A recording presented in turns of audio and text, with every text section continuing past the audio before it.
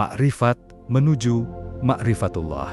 Menurut kekristenan ortodoks dalam konteks gereja Kristen Ortodoks, makrifat tidak memiliki padanan kata yang tepat, namun dapat diartikan sebagai perjalanan rohani untuk mengenal Allah lebih dalam melalui pengalaman dan persekutuan dengannya.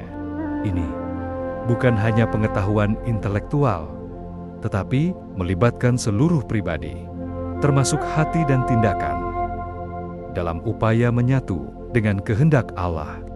Ma'rifatullah, menurut Kristen Ortodoks, mengacu pada pemahaman dan pengetahuan tentang Allah yang dicapai melalui pengalaman spiritual dan persekutuan dengan Tuhan, bukan melalui pemikiran rasional atau doktrin. Ini melibatkan pemahaman tentang sifat-sifat Allah, kehendaknya, dan bagaimana berinteraksi dengannya dalam kehidupan sehari-hari. Berikut adalah penjelasan lebih lanjut. Pengenalan akan Allah yang hidup. Gereja Kristen Ortodoks menekankan pengalaman langsung dengan Allah, bukan hanya doktrin atau konsep teologis. Ini dicapai melalui doa, ibadah, sakramen, dan kehidupan rohani yang aktif. Penjelasan lebih lanjut.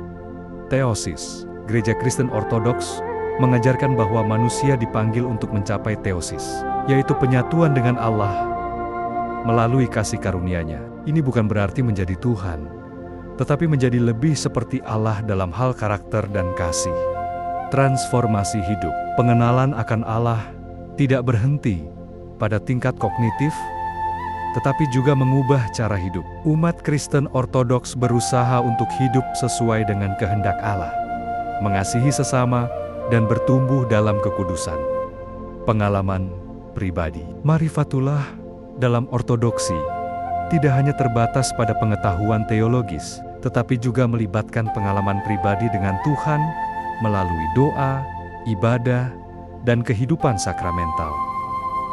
Peran Roh Kudus. Roh Kudus memainkan peran penting dalam perjalanan makrifat. Roh Kudus membimbing, mengajar, dan memberikan karunia-karunia rohani yang diperlukan untuk mengenal Allah lebih dalam.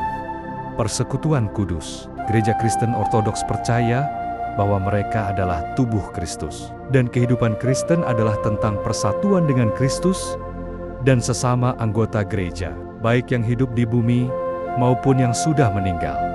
Peran gereja. Gereja Kristen Ortodoks menyediakan wadah dan sarana untuk perjalanan rohani ini melalui liturgi, sakramen, dan ajaran para bapa gereja. Umat dibimbing dalam pengenalan akan Allah. Pengetahuan yang diberikan. Makrifatullah dalam Kristen Ortodoks seringkali dianggap sebagai pengetahuan yang diberikan oleh Roh Kudus, bukan hasil dari pemikiran manusia. Tidak ada batasan.